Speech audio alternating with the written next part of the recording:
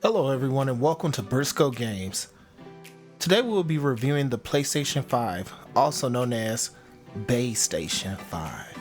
Yeah, I gotta say that in that sexy voice. Gotta sound real mature and real lovely. Yeah. But getting on topic, getting back to being serious. Full transparency for me, the PlayStation consoles have grown to become the home of generational defining experiences, in my opinion. So, the PlayStation consoles have definitely been one of my favorites of all times, just generation after generation after generation. And I truly feel like with PlayStation on the software side of things, they truly are one of the few developers overall, just as a whole, that are trying to push the industry forward and push the industry towards a level of greatness. And you see a lot of other developers give the PlayStation developers different kind of accolades and different kind of little Easter eggs that they put in their games just to show the level of respect and talent that Sony's has there. But again, a lot of that is from the software side. So from a software side, PlayStation has been the forefront of console gaming for me since the PlayStation 2 generation, but that doesn't mean that it's been the case for the hardware. So will the PlayStation 5 fall into the love, hate it, or somewhere in between category? We'll find out in this review. PlayStation has become one of the biggest names in gaming and arguably the biggest in console gaming. Believe it or not, PlayStation fans actually have Nintendo to thank for introducing the PlayStation brand to gamers worldwide.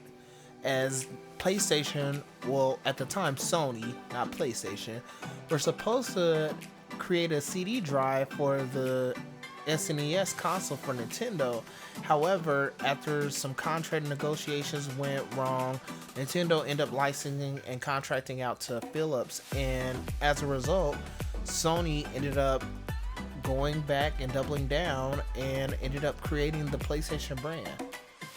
Looking back at this is pretty much the equivalent of Blockbuster and Netflix, where in this situation, PlayStation would be Netflix and Nintendo was Blockbuster, except not quite as bad because Blockbuster went out of business and they're gone for good. And Nintendo is still here and still doing well and thriving in the gaming space. But realistically, had Nintendo went ahead and finished a contract with Sony, we might not have PlayStation to this day. And with that, PlayStation was riding high, with the PlayStation 1 going on to be a huge commercial success and the PlayStation 2 going on to be one of the best-selling consoles of all time, actually the best-selling console of all time. And PlayStation was riding high, that is until the PlayStation 3, which ended up having one of the worst launches of all time, right there on par with the Xbox One if you saw my previous review. So even though the PlayStation 3 would go on to be a success, selling over 80 million consoles, it would still be Sony's worst selling home console, and it will also be detrimental overall to the PlayStation brand, as it nearly killed off the PlayStation brand, having to sell the console for an initial $300 loss per unit sold. PlayStation was at an all-time low as they prepared for the launch of the PlayStation 4, but due to Xbox nearly repeating the same mistakes Sony made with the PlayStation 3, Sony had a smooth launch as millions of gamers flocked to the console just to stick it to Microsoft. But the PlayStation 4 would go on to produce and be another one of Sony's best-selling consoles of all time, but it wasn't just because of us sticking it to Microsoft. The main reason why it became so successful was because of the things that matter most to a console: the games. So here we are in the here and now with the PlayStation 5 released among us. During a year where nearly everything has gone wrong, the PlayStation 5 and Series X consoles have helped save the holiday season for many hopeful gamers. So let's start with the look and design of the console. Now the PlayStation 5 has a hate it or love it kind of appeal to it. This console, like the Series X, is big and bulky. However, it's not quite as bulky as the Series X, but this console is huge. I'm talking probably the biggest console I've ever seen. It's literally the size of a backpack, like a full-size backpack. So the PlayStation is not a little lightweight console. It is definitely going to stand out in anything that you put it in, and it is definitely going to be something that you are going to probably have a little bit of a difficult time trying to hide into your entertainment cabinet, if that's the style or look that you prefer going for, where all your devices are sleek and hidden safely in your entertainment cabinet. However, for me, I actually enjoy the look of the console. I know some people don't like the look, but for me, I actually enjoy it. It can look like a router. It definitely looks like some futuristic type of modem or router, but it also looks sophisticated. The curves definitely stand out on the console, and it stands as a centerpiece for your entertainment system. The disc-based PlayStation has a similar appeal, although the bulge on the disc drive is kind of funny to look at. It doesn't ruin the aesthetic of it, but it definitely looks a little weird, especially compared to the symmetrical look of the all-digital console, which is definitely hands down the better looking of the two. The PlayStation 5 also earned style points for a texture feel that's on the console, which I know sounds completely weird because no one's really going to be touching the console and feeling on the console like that. But if you look closely at it, you'll see that the console has a bunch of little bumps pretty much inside of there, but they're not bumps really. They're actually really tiny square, triangle, circle, and X or cross buttons on the console, just like they are on the controller. So the face buttons on the controller are actually etched into the console itself to give it a textured kind of feel, which is actually pretty cool. It's actually something that was obviously thought out a bit. I don't know if they use like a type of recycled texture or recycled material for that, but it was definitely a good look, and it's definitely a little unique thing that most people would never think of when building a console, and it definitely just helps it stand out and makes it very much PlayStation.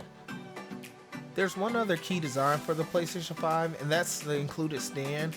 The PlayStation 5 is meant to use a stand attachment to either stand up straight or lay flat so that it doesn't wobble. Technically, the PlayStation 5 can stand up on its own without the stand, but I just recommend putting it on there just to ensure that you have max airflow going through the console. But laying it down, you definitely want to use the stand because you don't want the system wobbling left and right and just not being super sturdy. Overall, like I said, I actually enjoy the look of the PlayStation 5. I think it looks extremely sophisticated and sleek. That being said, this is a huge console, like ridiculously huge, almost getting to the size of a mini PC tower. So this is definitely one of the few times that I will be happily buying the PlayStation 5 Slim if and when it ever comes out, because I definitely want something a bit more compact and something that's, you know, not nearly half the size of a 55-inch TV as far as like in height. So yeah, definitely looking forward to a PlayStation 5 Slim that hopefully keeps all the look and appeal, just in a much smaller and still cool form factor. Now the controller.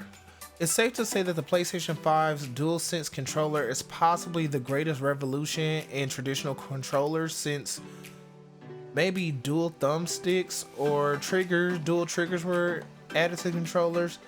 Basically, this is just a quick way of saying that traditional controllers haven't changed a lot over time, and the PlayStation 5 with the DualSense is definitely a revolution for traditional controllers that I personally never expected to be as, again, revolutionary and as amazing as it is.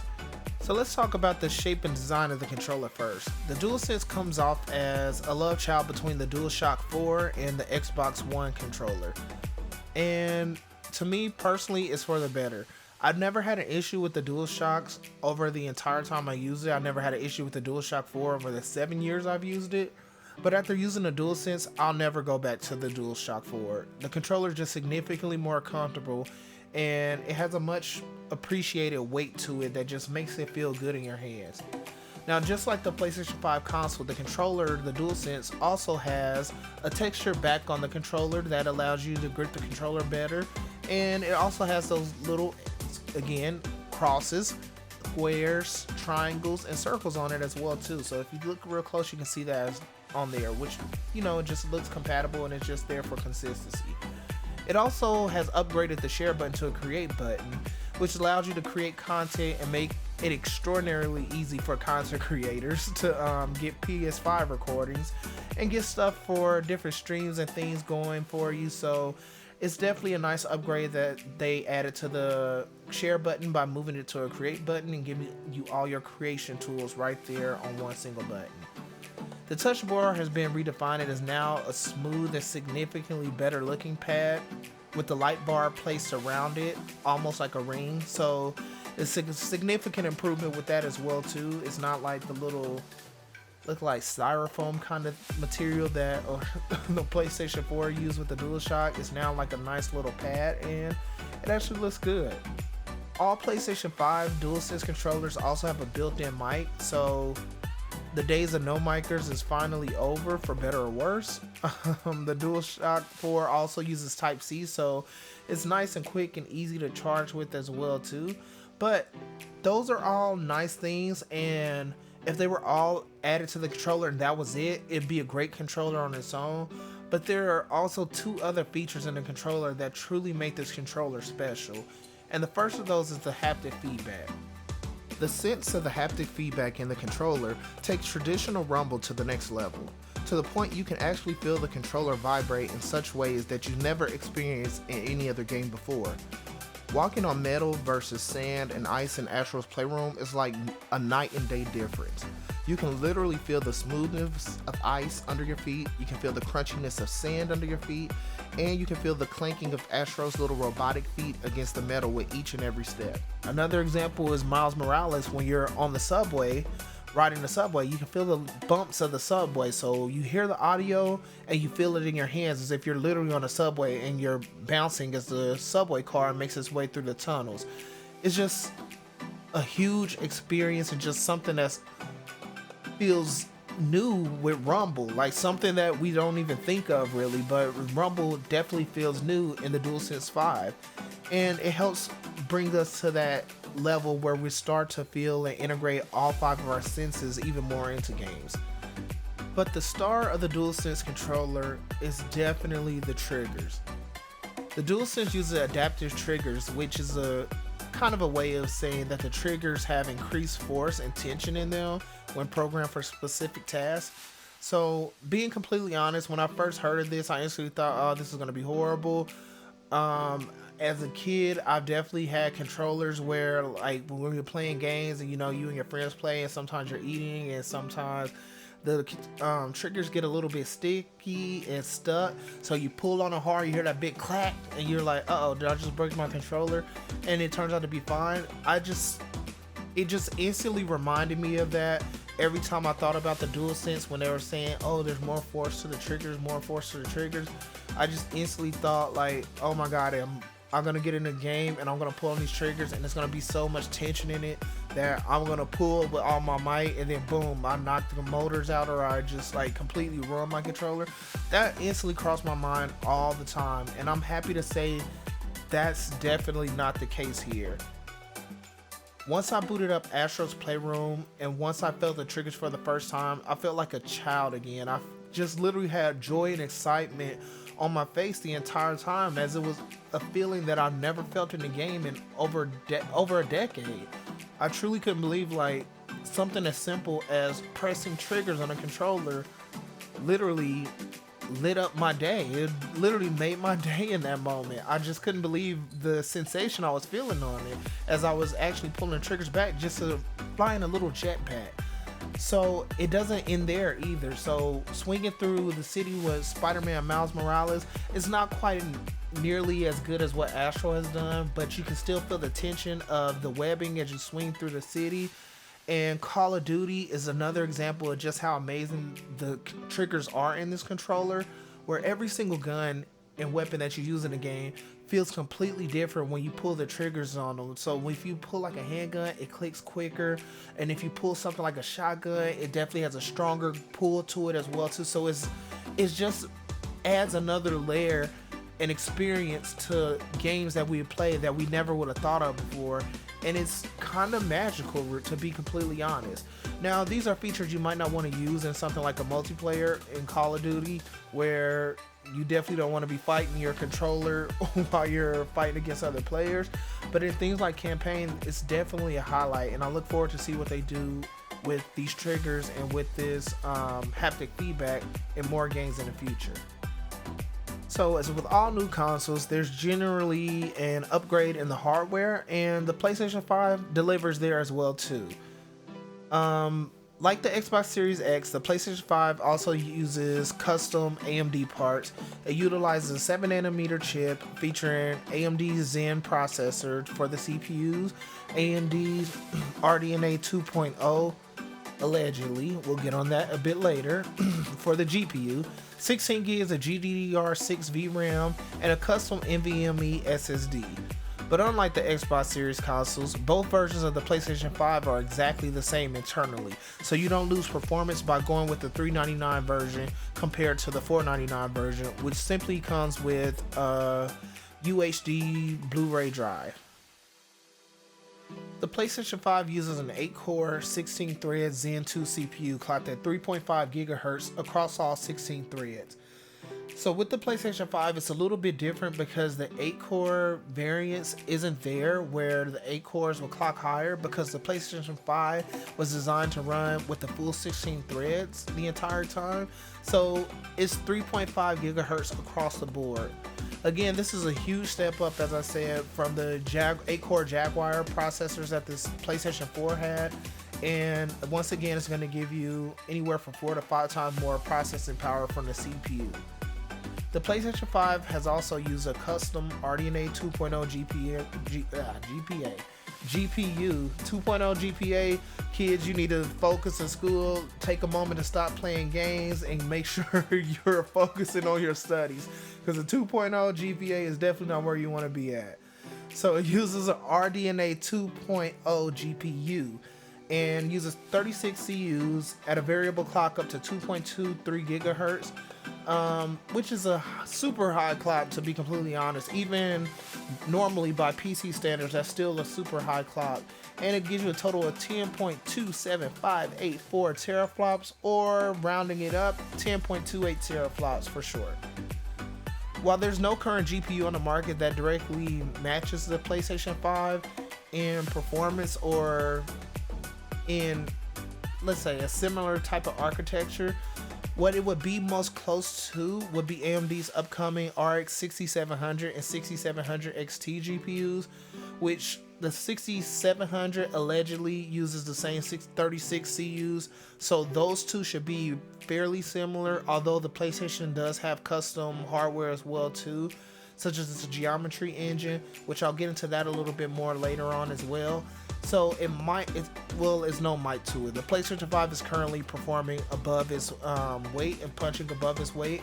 So it's definitely moving beyond the class of GPU that is what you think it'd be in. And it's definitely punching above its weight. And it's actually, based on a video from Digital Foundry, performing closer to an RTX 2080 instead of RTX 2060 or 2070 that its specs would show that it should be closer to. The PlayStation comes with 16 gigs of unified GDDR6 RAM and with a bandwidth of 448 gigabits per second. And it also has an 825 gig NVMe SSD. Yes, that's correct. There's not a mistake. It's not what it is after the OS and everything. It is literally 825 gigs, and then you add the OS and everything on top of that. So with the NVMe, it is 5.5 gigabits per second, PCI Gen 4 for that. And with that, it is definitely one of the fastest drives available on PC or console. So it's significantly faster than just about anything we have currently without having to spend thousands of dollars on it. All this boils down to is that the PlayStation 5 is an amazing piece of hardware for the price and a lightning fast console when programmed to take advantage of that speed. It also speaks volumes to value, as I said previously, even with the Xbox Series consoles, that a $400 all-digital console is getting you an unrivaled gaming experience at just $400. I can't stress that enough. The all digital console, once they're actually in stock and there's a good amount of them, it might be one of the best values in gaming that we've ever had, as it, for the cost to performance, is just absolutely amazing what they were able to do with this console. But what about the software and services? Well, here's where things are a bit of a mixed bag. Although it's mostly positive, it's still some things that could be a bit better. The PlayStation, for better or worse, has a completely new UI, which pretty much means everything you know about the previous UI, you kind of have to unlearn a lot of those things and relearn where they are and how they work on the new UI. It's not that drastic of a change, but it is definitely a change for some things that you might have mapped to muscle memory. So the overall UI is a lot more similar to a combination of the PlayStation 3's and the PlayStation 4's UI with some added features and benefits. One of the issues with going with the new UI is that, unfortunately, since you're using a new pretty much coding and a new set of instructions to build on that UI, a lot of things sometimes just simply don't work. But thankfully for the PlayStation 5, it runs in a backwards compatible mode as well for some of its apps. So some of the apps, while they're actually PlayStation 4 versions and not native to the PlayStation 5, they thankfully still work. So you get the majority of the things that you want, and eventually other things should be coming as well too. So you might be missing a few apps here or there, but your main things like your Netflix and Hulu and even Disney Plus, they're there, and some of them are running in backwards compatibility mode just to make sure that they continue to work. Now, with the new UI, there's generally new features, and with that, the main feature that the PlayStation 5 has added to its UI is the control center, which houses multiple features and overall makes getting into games, content, and parties easier. Pressing the PlayStation button now brings up the control center instead of sending you back to the dashboard, which now takes a long press. So that's one of the new things that you'll kind of have to learn and get used to as well too.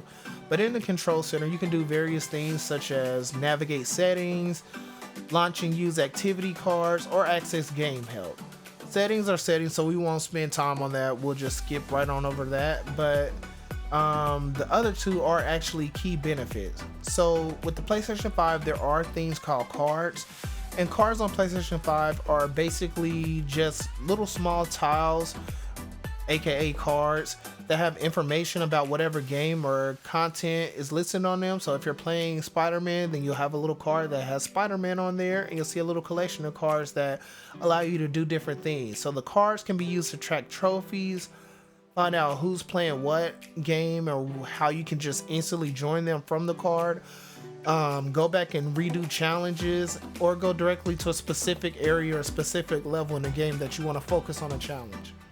So basically the cards are there to feed you information about the game you play and help you when you need them. And speaking of help, the PlayStation 5 also now has a feature called Game Help, which is a system level tool that allows you to launch tutorials in game on how to do various things like beat bosses, complete challenges, find hidden items in games, and just assist with things like finding trophies. And basically it just saves you from having to come to YouTube or pulling up another device and launching YouTube and skipping around to find the part that you need to get to do whatever task you're trying to do. And it just instantly loads it up for you, so you can go right over there, have the video play picture in picture, and go ahead and do whatever it is that you need game help with. And speaking of games, let's discuss the launch of the PlayStation 5. And fortunately for PlayStation 5 gamers, the PlayStation 5 launch is actually really good. Backwards compatibility was a hot topic for PlayStation for months, as people were trying to pretty much figure out what was going to be compatible. PlayStation 5's architect, Mark Cerny's GDC keynote, went over this in a bit of detail. However, there was a little bit of clarity that was lacking from that, as people were confused on whether there would only be 100 games backwards compatible at launch, or if you actually paid attention to the slides and what he was saying, there was actually going to be backwards compatibility in three different modes: base PlayStation 4 mode, base PlayStation 4 Pro mode, and native PS5. And with that, I'm happy to say that backwards compatibility on the PlayStation 5 is actually really good. Like 99% of PlayStation 4 games run compatible on the PlayStation 5, and there are a few that have issues, but again, it's like 1% of the 5,000 that they had, so it's definitely not a huge deal. Although some games, specifically a few older Assassin's Creeds, they have a few issues as far as like main culprits, where they might not load correctly, so you might see textures missing or things like that, and performance could be a little bit wonky at times, but for the most part, it's still going to be a solid 30 frames per second if you've done the updates. Or if you play older unlocked games, it can definitely get up to 60 frames per second, but that frame rate can be a little bit all over the place for that specific game. So other than that, the ones that run in native PlayStation 5 mode and the ones that have PlayStation 4 Pro patches, they actually run absolutely amazingly. They run generally at their max targeted resolution and generally at a locked 60 frames per second. So it's definitely significantly better than what most people probably thought. And I'm happy to say that backwards compatibility on the PlayStation 5 is actually really good. There's currently no support for PlayStation 3, PlayStation 2, and PlayStation 1 games outside of PlayStation Now, so there is that. It doesn't have the multi-generational backwards compatibility that the Xbox Series consoles has. But for those of you coming straight from the PlayStation 4 and moving over to the PlayStation 5, your library, for the most part, well, not the most part, for the vast majority of your games, they'll still move over and they'll still work on the PlayStation 5. But what about new games? Well, the PlayStation 5 shares most of its launch games with its predecessor, so games like Spider-Man Miles Morales and Little Big Planet, well, not Little Big Planet, Sackboy's Big Adventure, they're both backwards compatible with the PlayStation 4, so they work on PlayStation 4 and they are PlayStation 5 games as well. But there are some that are specifically made for the PlayStation 5, such as Demon Souls and Astro's Playroom, and I would say even the ones that are on PlayStation 4, their performance and how they run is significantly better on the PlayStation 5, as they are, generally speaking, offering performance modes where they can run at 60 frames per second and up to 120 frames per second depending on the game. And honestly, it's a night and day difference, especially if you're coming from 30 frames per second up to one of those higher refresh rates or frame rates. It's overall a solid lineup. There's a little something for everyone for whatever genre you prefer. If you like action adventure, there's Miles Morales. If you like the Souls games, of course there's Demon Souls. There's a few sports games. Call of Duty is there for the shooter fans. And there's just a good blend and mix of indie and AAA games. And this is one of the, probably if not the best PlayStation launches of all time.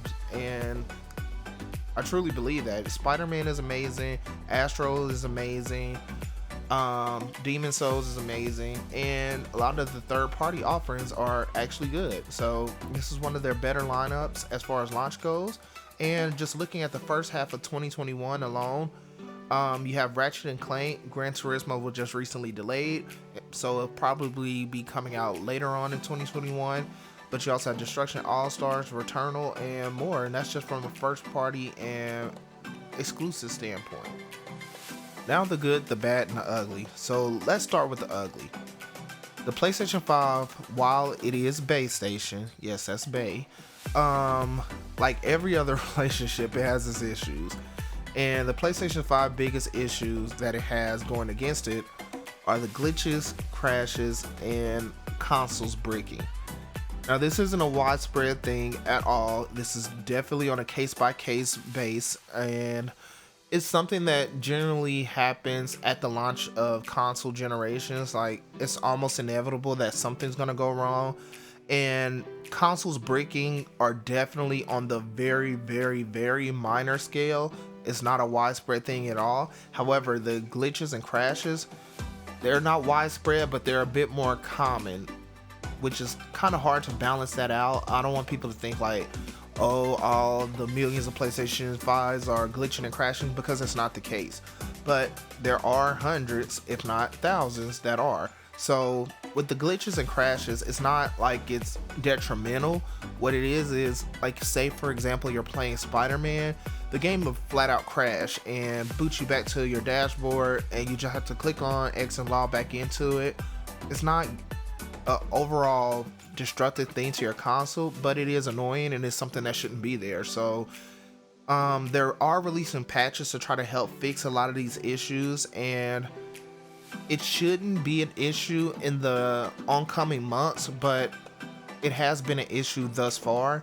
And to be honest, like I said, every console generation has had these little issues here and there at launch, and usually we hear like it's less than 1% of consoles affected by this at launch, or you get that little note from the companies. But less than 1% of a million consoles is still 10,000 consoles. So I'm not saying that there are 10,000 consoles that are at risk for every million that are being sold, but what I am saying is that it is an issue, and it's something that needs to get ironed out, and Sony and PlayStation are already putting out patches to help with this, so it shouldn't be an issue in the next few months or over the next several months. But in the here and now, it is an issue, and it is something that needs to be fixed. Now the bad things about the PlayStation 5, I wouldn't say are really bad as far as like detrimental issues, again, like the ugly, but there are things that just need revamps and improvements, and they're mainly focused around services and features.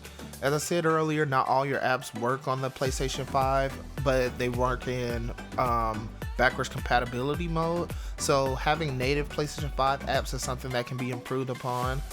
Another thing, VRR, variable refresh rate, it's a big thing that will help a lot of games, especially the ones that are aiming for 120 frames per second. It helps eliminate screen tearing. So PlayStation 5 currently doesn't have that. The Xbox Series X does. However, the PlayStation 5 is a VRR capable machine. It just hasn't been implemented yet. So, and you're gonna hear about this a lot, where it has the ability to do it, it's just not implemented. So once again, this is one of the things about starting with the new UI. Like, sometimes you have to code things into the system that you might not have thought about, or you might have seen as an oversight, or you just didn't have time doing it because you had to focus on getting the core running. And this is one of the negatives of a new UI, but there are things that can be fixed over time. Another one is 1440p support, which I feel that's more of a decision that Sony made themselves. Being completely honest, Sony is also an electronics manufacturer outside of just making the PlayStation, and they have 4K TVs that they want to sell. And conveniently, one of their 65-inch 4K TVs, the Sony 90H or 900H, went on sale to $999 alongside the PlayStation 5. And as you can probably guess, they want to sell TVs like they want to sell consoles, and they want them to go hand in hand. So I feel like 1440p support was purposely kind of eliminated just to help people kind of upgrade. So even if PC gamers wanted to play it or get a PlayStation 5, they didn't just stick with their 1440p monitors that they might have. They actually want to encourage people to go ahead and get a $999 4K TV, which is a business. These companies are here to make business. They're here to make money. It's a strategic, slightly smart, slightly shady business move, but it is what it is at this point. Another thing is the PlayStation 5 storage. 825 gigabytes of storage just isn't going to be enough for an entire generation.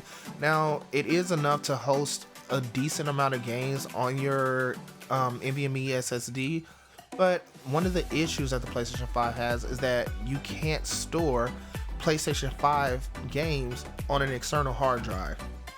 You can move PlayStation 4 games and everything over there, but PlayStation 5 games, for some reason, they can't go over to external hard drive, and that's something that could definitely free up more space for you and help get your library off of your console, so you can just keep the main games that you play consistently on there and move games back and forth. Like, that's something that would definitely help out with myself, for example, I have an 8 TB external hard drive, so I was getting that expecting to be able to move a lot of stuff over back and forth. I'm one of those gamers that like to keep just about everything I purchase, just because it's mine. I pay for it, I want it, and I want to use it. I don't want to rely on the cloud. When I want to play it, I want to play it right then and there.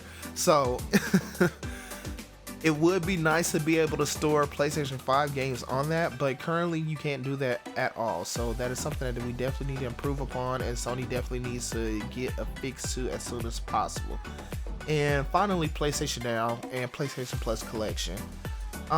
They're solid services. I would say PlayStation Plus Collection is a really good assortment of PlayStation 4 games that are now running on the PlayStation 5. I wish there was a better native support for those games where we got to see a lot of those games, if not all of them, move up to 4K 60 frames per second, but that's not the case. So what we have is still good. But one of the main things that their rival Microsoft and Xbox has been marketing has been Game Pass. And Game Pass, it's a bit of a complicated subject for me personally. I feel like Game Pass is an absolutely amazing deal, but I feel like it comes at a cost. So while right now we have a great service in Game Pass, I just inevitably see it moving more and more and more towards like a Play Store type mentality, where you get a bunch of filler content, and then you have the stuff from Microsoft, and you might get third parties here and there. So where it is right now, Game Pass is great, and I feel like PlayStation Now, it offers pretty much a similar experience to Game Pass. It just doesn't have all of Sony's first party on there, and it'll never happen for the PlayStation 5 at least. But I feel like PlayStation Now could benefit from having some significantly better marketing, and could benefit from having all PlayStation 4 exclusives added to PlayStation Now sometime next year, just so since the console's still kind of selling, and since there's still software being made for it, you don't want to put that on there right now. It's from Sony's point of view, since they have 120 plus million consoles out there, they're not going to want to do that with their newest games. But their older exclusives, they should be on there at this point, and it should definitely get a big marketing push to help push that service so people can actually use it, because it's actually a pretty good service once you get to use it. It's just, it doesn't have the marketing push, and it doesn't have Sony's first party there. Now the good, which is basically everything else.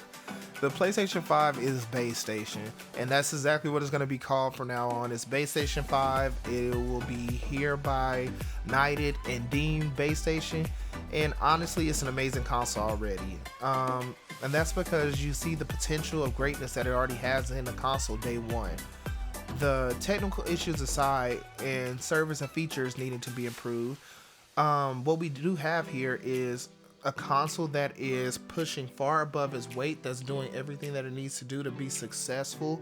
A console that has an absolutely amazing and revolutionary controller, and a console that's backed by Sony's absolutely amazing first party games, and it's going to continue to get third party support, so it will have a full well-rounded ecosystem of games. And it's a console that's trying to do things new and move the medium forward from a developer perspective, which is important to me as well, because I am working on developing games. So it's just an absolutely amazing console. They did a great job with this system. Now, I personally feel like the PlayStation 5 would definitely be that 9 out of 10 and go higher as well too. Once again, like once more games come out. However, with the glitches and issues, I just don't feel like it's a fair score, or I would be doing a good service to the console or the market right now, giving it a higher score than what it deserves with these issues going on. So for right now, I would give the PlayStation 5 an 8.9 out of 10, which is a really great console. It hands down, the PlayStation 5 is going to be one of the best consoles of all time. Like, I truly feel it, I believe it, and just seeing where they are already with games this early and as launch titles, I can't wait to see what they do, let's say 2 to 3 years from now, because even next year we have Ratchet & Clank, Gran Turismo, Destruction All-Stars, Returnal, Kena Bridge of Spirits, Ghostwire Tokyo, Deathloop, Horizon Forbidden West, and possibly even God of War Ragnarok, all scheduled for next year alone. And that's amazing already, which is absolute insanity to me. I feel like God of War is probably going to be moved to 2022. That way they can have it in spring like almost every other God of War has been released in, and be able to dominate that little time frame. And it also gives the holiday sales a chance to go through, so the PlayStation 5 can get a larger install base. But I just feel like the PlayStation 5 overall, once again, it's an absolutely amazing console. You can't go wrong with it. The performance is there, even though we've had to hear about a lot of rumors of it might not be able to perform well. Well, anyone who even remotely knows PC gaming could at least give you a spec that, worst case scenario, this console will be performing on par with the RX 5700 or 5700 XT. Worst case scenario, which are still amazing 1440p GPUs. But the PlayStation 5 is actually pushing far above that. Let me not say far. It's pushing well above that by a few levels, and it is also capable of doing some pretty decent and pretty good ray tracing. So overall, the PlayStation 5, like I said, is an amazing console. It's definitely worth the buy, and I only see it getting better and better and better as every year goes by and more games come to the console. So that's it for our coverage for the PlayStation 5, and as you can see, the PlayStation 5 is an absolutely amazing console. It is BaeStation, and it's just going to get better with time as more and more games come out. But while you're here, once again, be sure to subscribe, like, comment, and share, so we can continue to grow this base. Also, we will have news coming up very soon about when we're going to do our PlayStation 5 and Xbox Series X giveaway, as well as other giveaways that we'll be having. So stay tuned for that as well too. Be sure to follow our social media on Twitter, Facebook, Instagram, and Snapchat, so you can keep up to date when we do go live for that and have those giveaways, because you definitely want to be there to claim your prizes for the giveaways. Otherwise, they're going to go back into the lot, and we're going to just unfortunately have to skip over you and do another giveaway, which I'm pretty sure some other soul who doesn't win that day will be extremely happy about. But I'm pretty sure you're probably going to be miserable if that happens to you. So make sure you subscribe, and make sure that you also follow us on social media so you can see what days that we do this. We're probably going to have at least 3 weeks that we go live for these events. So I'm thinking maybe next week, the following week, and the following week after that. Probably either Christmas Eve and New Year's Eve, or Christmas Day and New Year's Day are probably going to be the big days that we actually do the big events. So stay tuned for that and be on the lookout for it. Other than that, have a great day. As always, be positive, and go ahead and leave a comment below about anything that you want to know about the PlayStation 5. Peace.